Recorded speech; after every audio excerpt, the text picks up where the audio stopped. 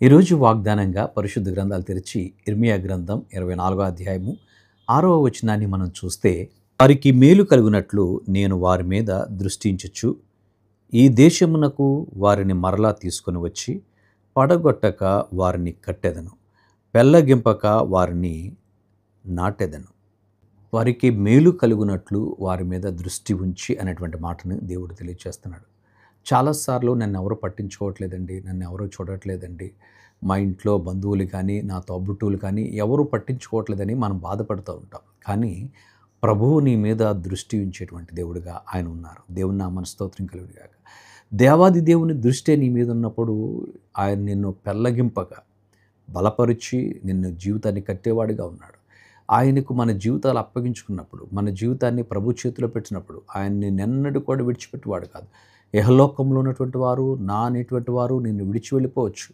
నీతో నేను ఉంటానని వాగ్దానం చేసినటువంటి వారు కొన్నిసార్లు వారు నిన్ను విడిచి దూరంగా వెళ్ళిపోవచ్చు, నిన్ను పట్టించుకోకపోవచ్చు, నీ మీద దృష్టి నిలపకపోవచ్చు. కానీ నీకు మేలు చేయాలని, నిన్ను మేలుతో తృప్తిపరచాలని ఆయన నీ మీద దృష్టి ఉంచినటువంటి విధానాన్ని జ్ఞాపకం చేసుకుని ప్రభువును స్తుతించగలుగుతున్నావా?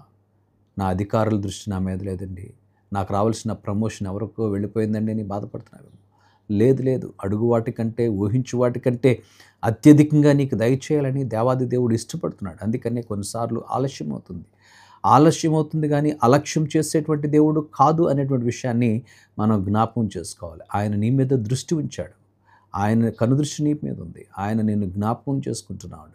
ప్రతిదినము తన అరచేతులు నిన్ను చెక్కుకొని ప్రతిదినము నిన్ను చూస్తూ ఉన్నాడు. అయితే నువ్వు దేవుని మీద ఆనుకొని ఆయన కట్టడలను, ఆయన ఆజ్ఞలను అనుసరించి నడిచినప్పుడు వాటన్నిటిని మనం పొందుకుంటాం. దేవుని కృప మనకు తోడేయను గాక. తలలు వంచి ప్రార్థన చేద్దాం. పరిశుద్ధ నీకు స్తోత్రాలు నాయన, ఈ కొద్ది మాటలు మా వినికిలో దీవించండి. మేము గొప్పవారం కాదు, మాలో ఏ యోగ్యత లేదు.